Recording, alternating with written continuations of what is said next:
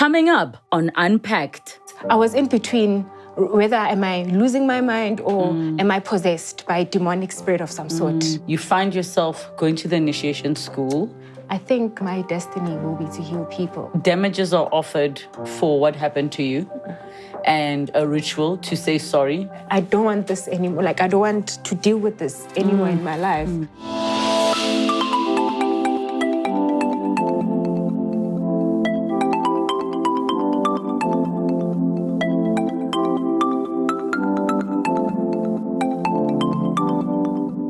Initiation schools. We've heard the stories, we've read the articles, but today we get to listen to the personal journey from our guest. Let's unpack.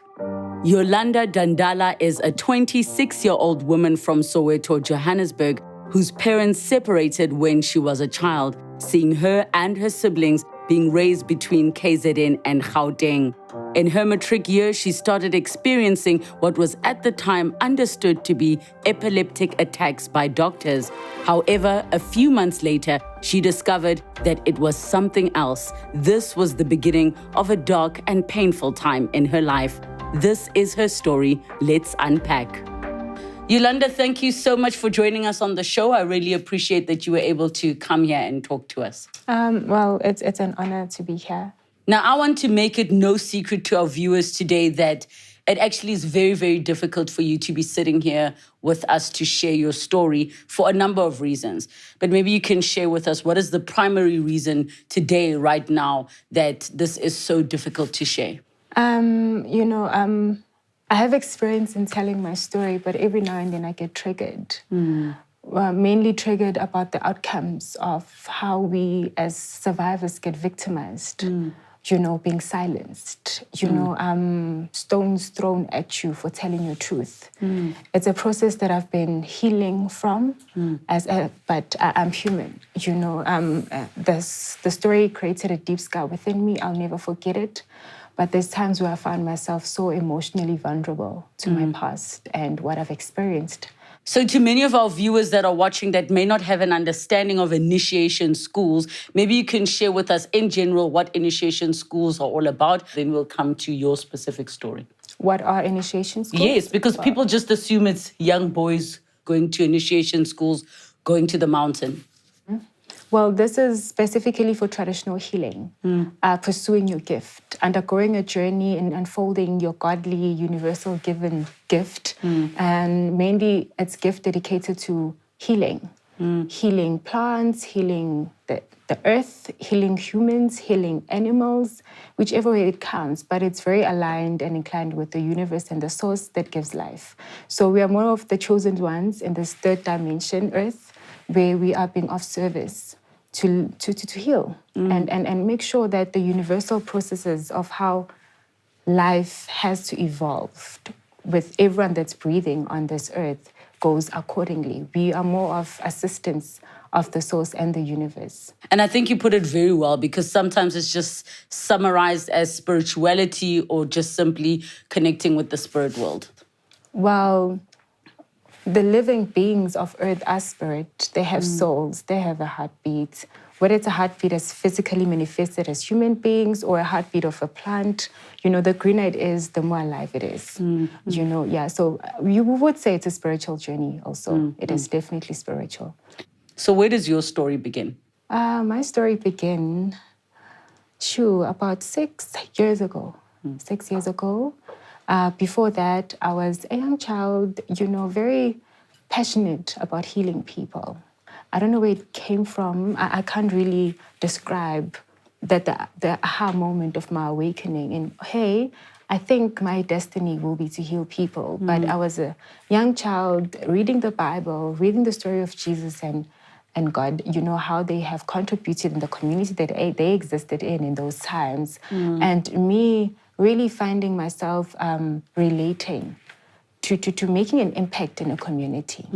But I did not know at that point, Uguthi, in what sense will I be impactful to a community? And, growing up in high school, mainly in 2011, I was in grade 11, that's when I started facing challenges. Well, these challenges were signs, but to me, there were challenges back then because I realized that I'm a different child. I'm not comfortable at schools.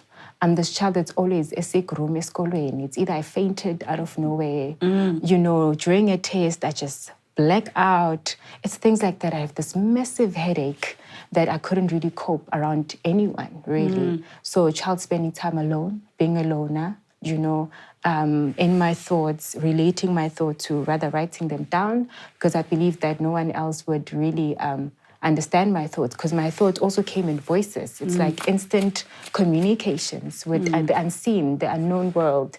And it was still a challenge, very taboo, very undefined, because at home it was not something that we done. We were not exposed to Izangoma.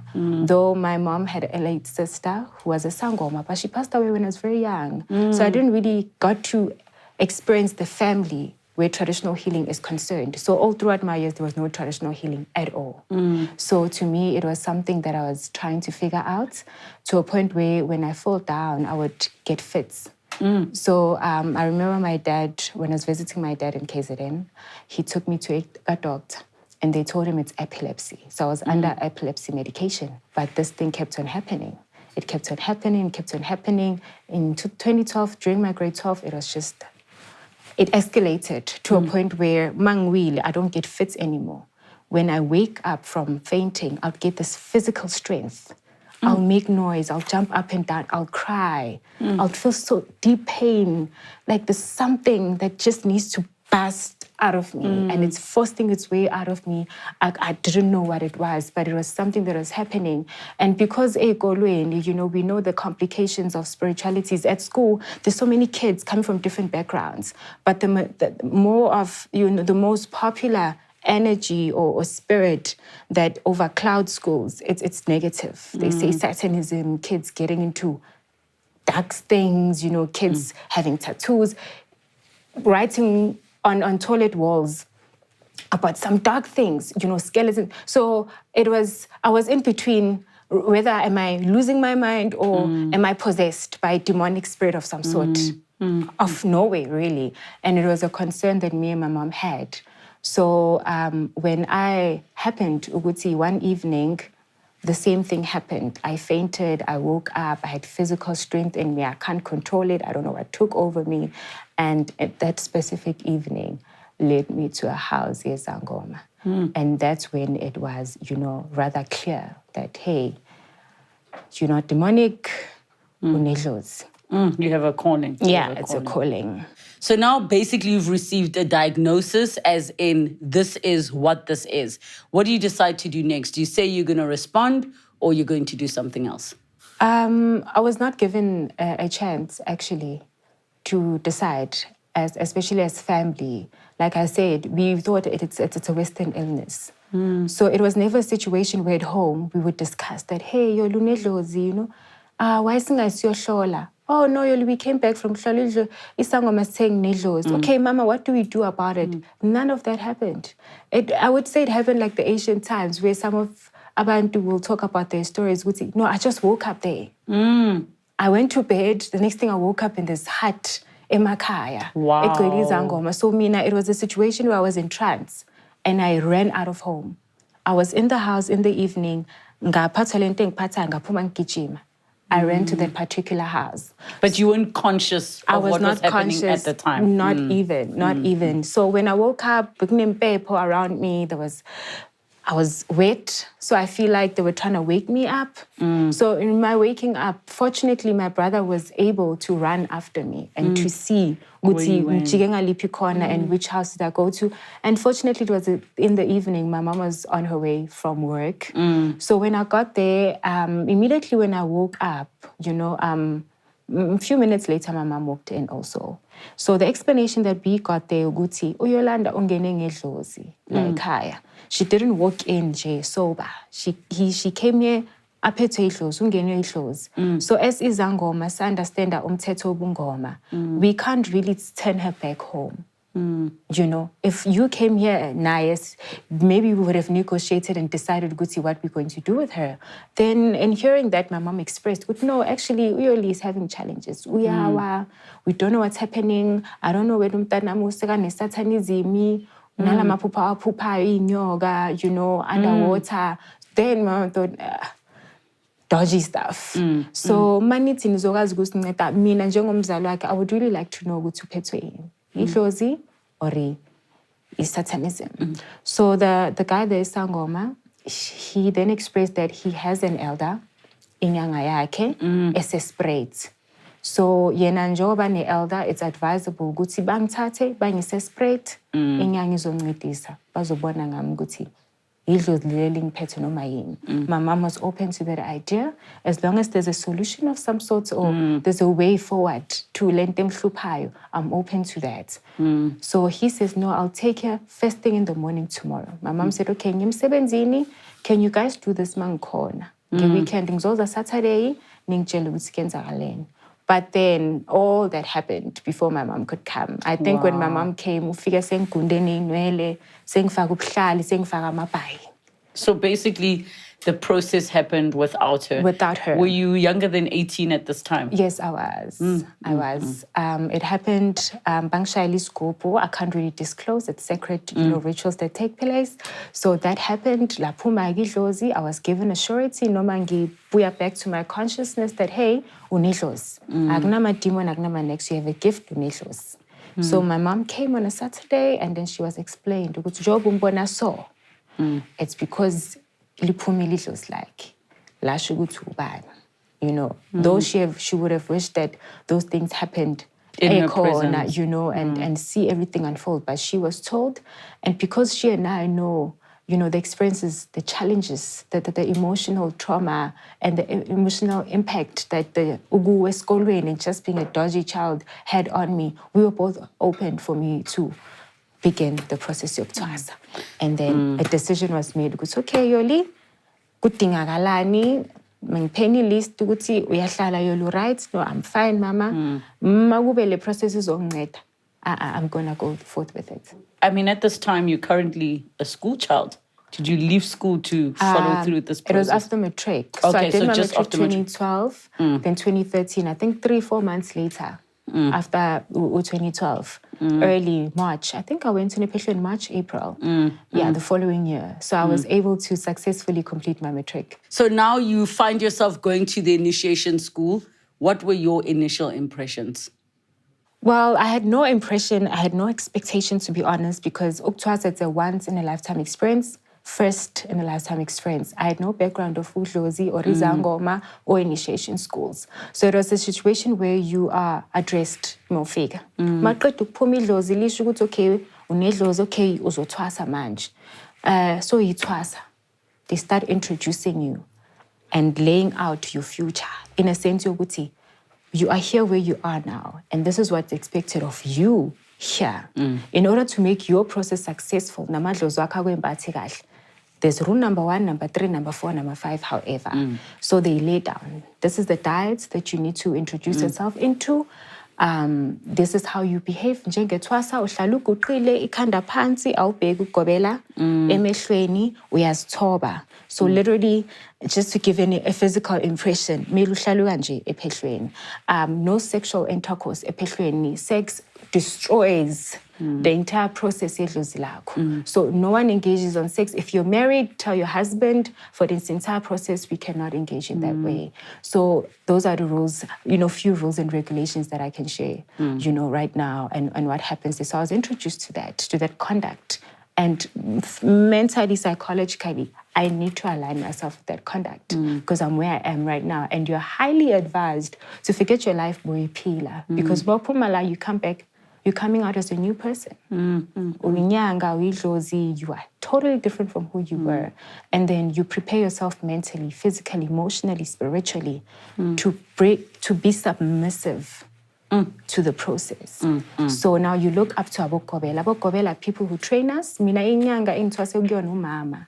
Because she was an elder, she expressed ukuthi akasakhona ukuzenzela kahle. So there are those abathwase before 10, abokobela bethu, who are now training us. Those are the people that we spend 24/7 with. Those are the people who wake us up in the morning. During the day, they're with us. At night, they're with us 24/7. Emikitini, every weekend, we are with these people. These are the people we receive instructions from. These are the people we look up to. These are the people that are highly, highly respected within the setup because they know the process. You don't know nothing. Meduncele gubo. So melu hlezi nje open. Inhliziyo yakho ivulekile, ingqondo yakho ivulekile to receive each and everything that they tell you. So if you don't have experience ebungoma, you will accept anything and everything that's been told to you. Because you came there true. with no expectations and you're open to the process. Yeah. So when did things start going wrong? And what was the first thing that happened? Well, the red flag was during my early months in Sepeshweni. There was a girl, Otsatilu graduated, it was Umele Utaye Gubo. So she brought police into the initiation school. Allegedly, attempted rape by a certain male Sangoma who has been my perpetrator. So because I'm new and I don't understand what's happening, and then their voices are louder than ours. So you cannot take what they say. So they would speak bad of her, discredit her story, discredit everything about her, treat her bad, you know, and then it more like confuses us what side to believe. But because you're new and you still have your individual journey with these people, you're not going to take sides. You're not going to question anything because you can see the brutality that this one experiences when she challenges. So it's more like, oh, angizingeni, as iPhone mina, not knowing Guti, soon, you know, I'll be in the same shoes. I'll experience the same thing. Well, more, because reaching out to her after, she said it was attempted rape. He tried to, he didn't do it, but with me, he did it. So it happened again and again and again and again. So my first experience was in Soweto, besambile ngumgidi, besambile uGobela, who is a friend yenyanga yami. So ayizangoma ezindala mazabangani sihambelani, we support each other. So he was given a task. Okay, you are going to go namatwasa. I3 who are going to help lawyer Oiwan Soweto to get ready for umgidi wakhe we weekend. So because thina sesindlulile kuleyo ritual, we know more. We can support her, we can teach her, we can prepare her for her own one.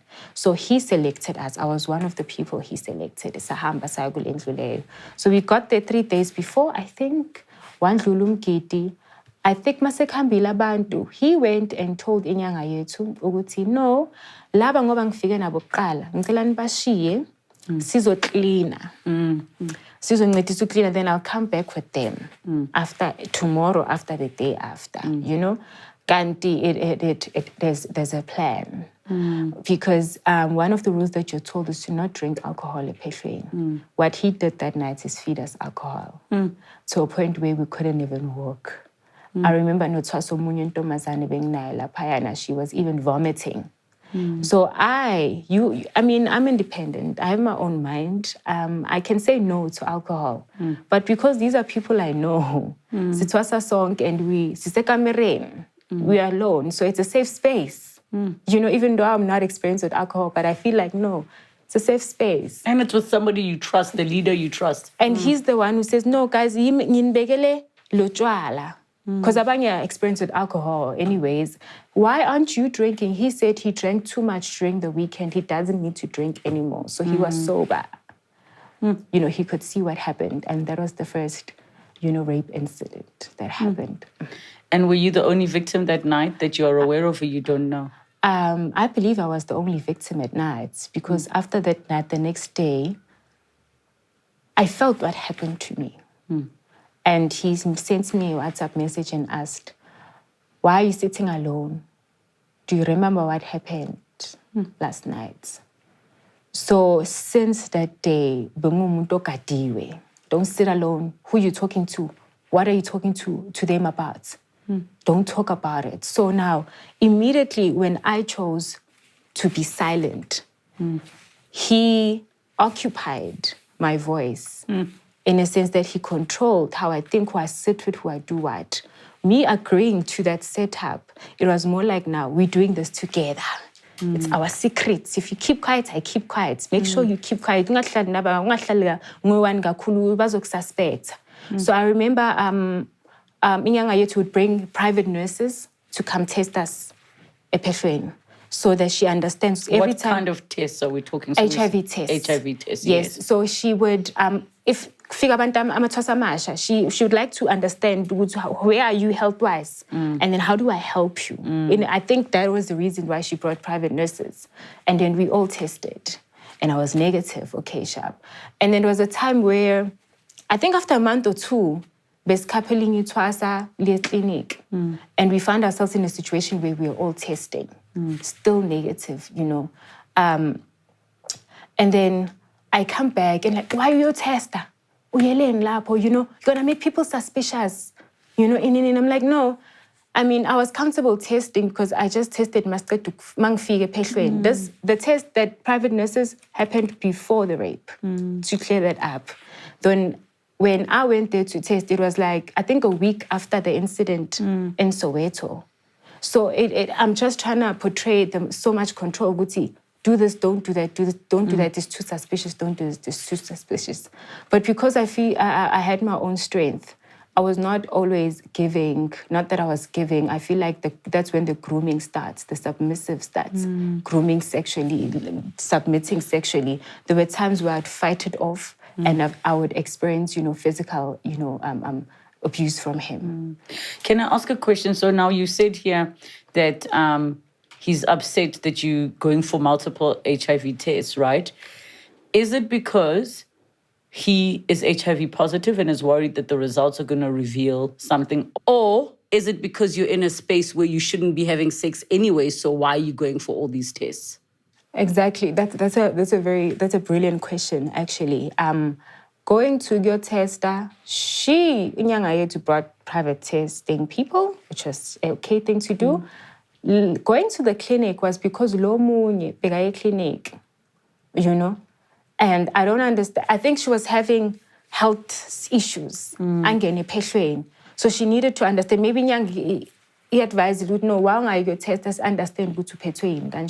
That's when everyone was testing in support of her. I understand. So in his case, at that time, I didn't know Guti Utugele, you know. To me, it was a Guti, people are going to be suspicious. Yes, but I was not the only one who tested. A group of us tested in support of that one. But because Mnangati, you know, not knowing Guti after a year later, that's the case. So now, how do you leave? Because you eventually realize you have your own strength, you have your own voice. How do you get out? It was very challenging because there was times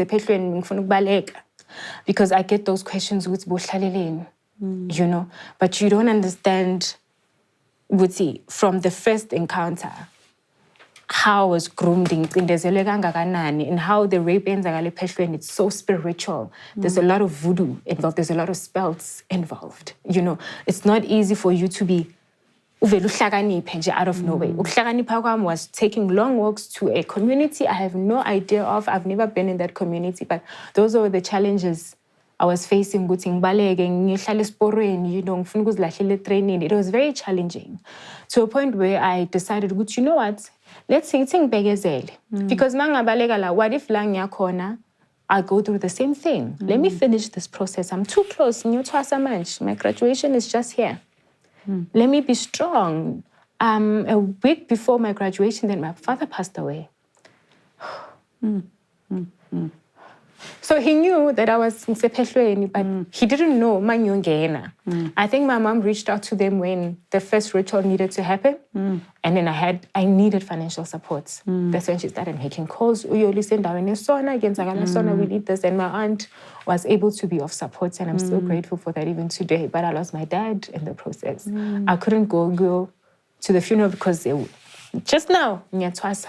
You know, and it was challenging. I don't know, lie to you, it was challenging. But I was like to myself, okay, maybe I'll find my freedom when I come out of Pehlweni. My mom also didn't know what was happening to me until one day, I think a month before Mpuma, he was besemkitin, and then we had an argument with him. You know, he would like physically handle me, and now you know, then that's the night I knew that I don't want this anymore.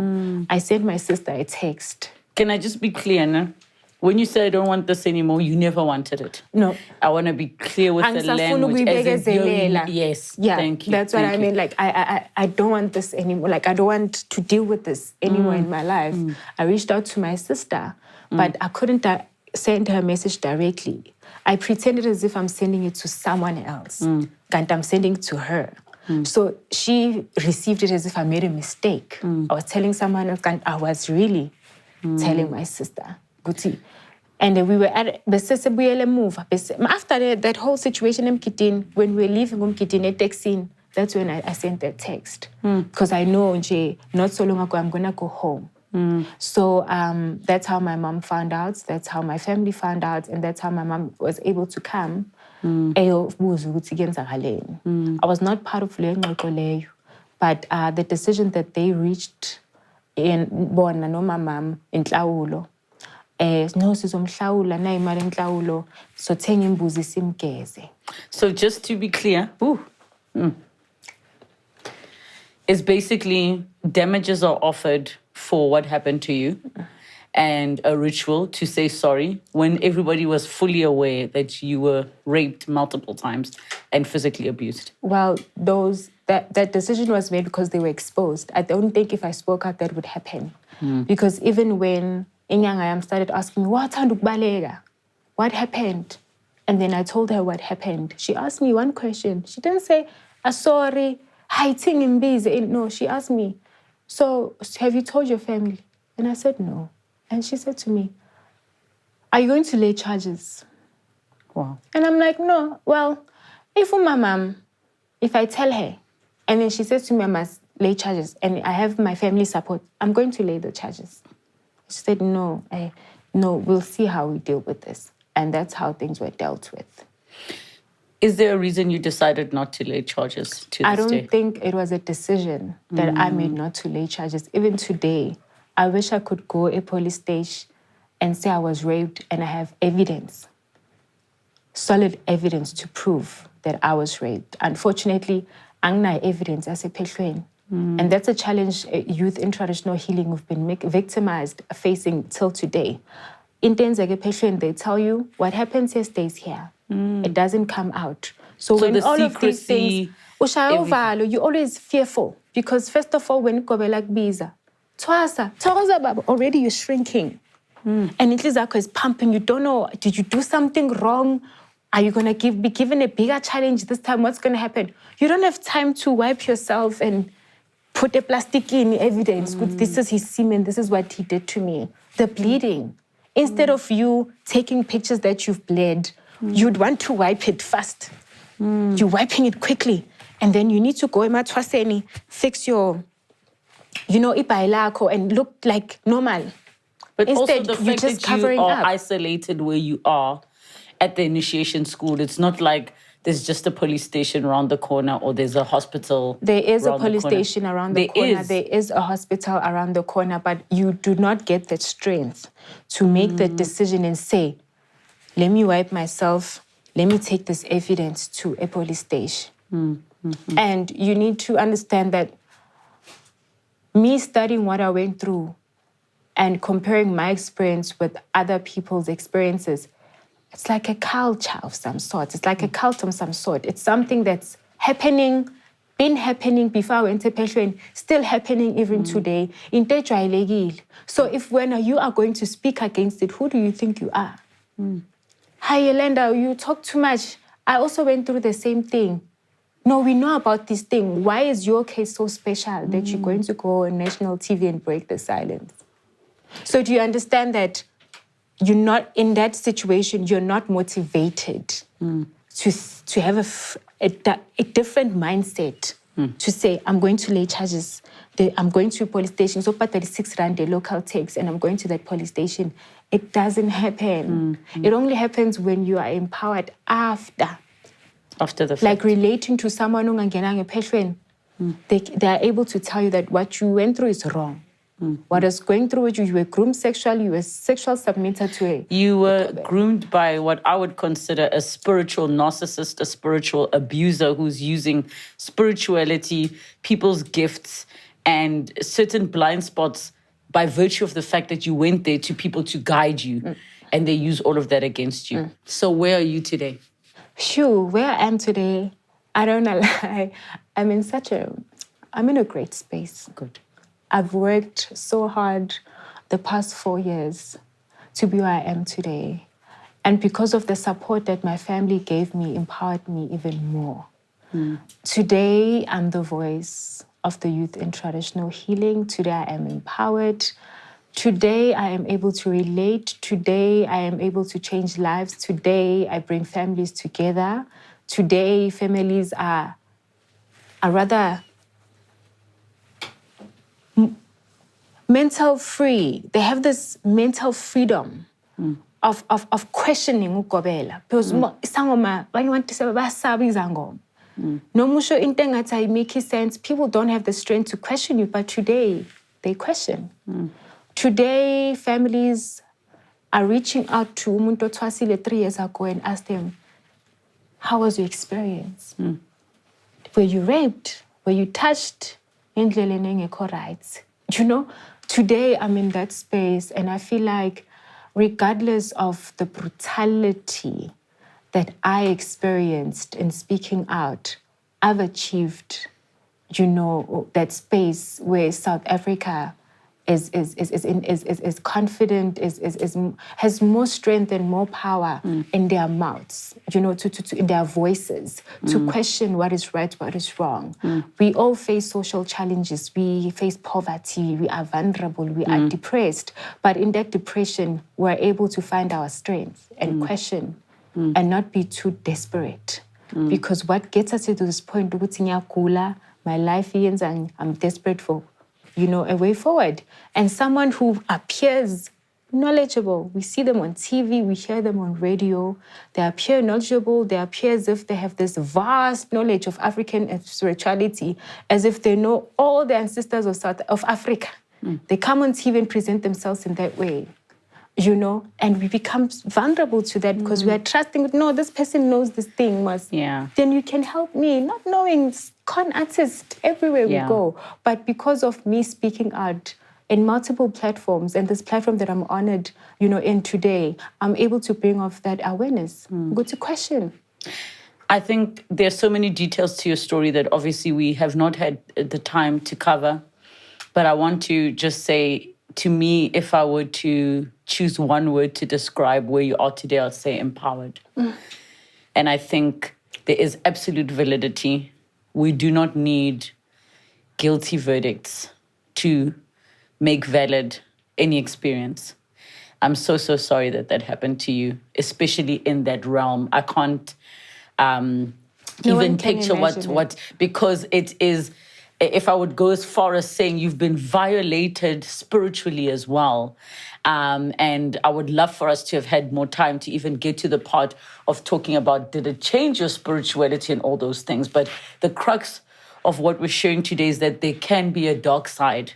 And human beings can also have a dark side using spirituality, using initiation schools. And there's a culture that is existing within initiation schools where there's no protection and nowhere for you to go to. Yeah, that's true. And today we find strength in genuine traditional healers. There are traditional healers that are good out there.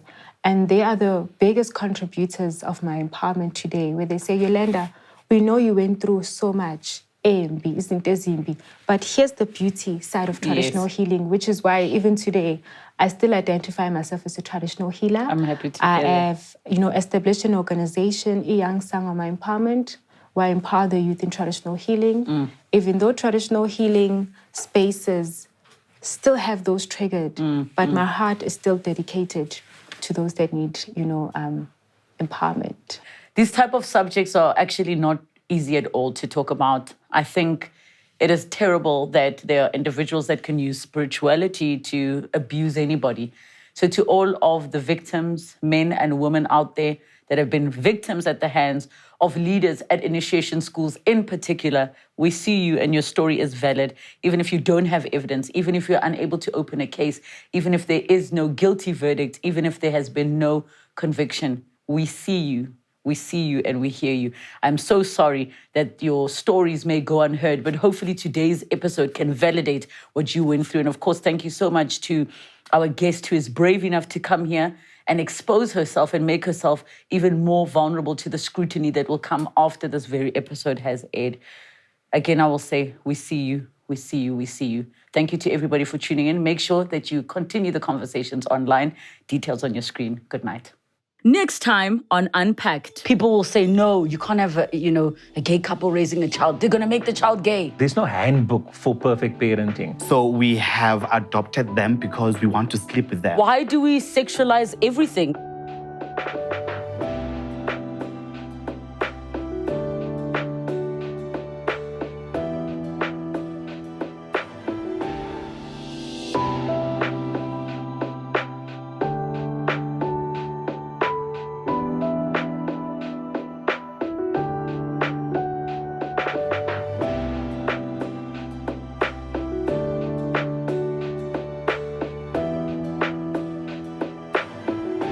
Unpacked with Relebogile Mabotja.